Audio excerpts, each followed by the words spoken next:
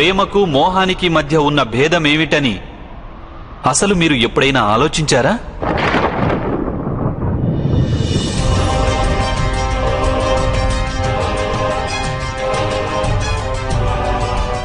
ప్రేమ నుండే మోహం జనిస్తుంది కదా వాసుదేవా.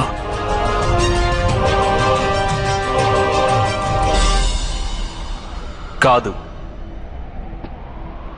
వాస్తవానికి ప్రేమ ఉన్న చోట మోహానికి తావే ఉండదు. ప్రేమ జనించేది కరుణ నుండే గురుదేవా, కానీ మోహం జనించేది అహంకారం నుండి. ప్రేమ అంటుంది, నా పుత్రునికి ఈశ్వరుడు లోకంలోని అన్ని సుఖాలను ఇస్తాడని.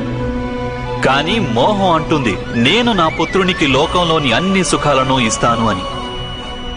ప్రేమ అంటుంది, నా పుత్రుడంటే నాకెంతో గర్వమని. మోహం అంటుంది, నా పుత్రుడు నన్ను చూసి గర్వపడాలి అని. ప్రేమ ముక్తినిస్తుంది గురుదేవా, మోహం బంధిస్తుంది. ప్రేమ ధర్మం గురుదేవా, కానీ మోహం అధర్మం.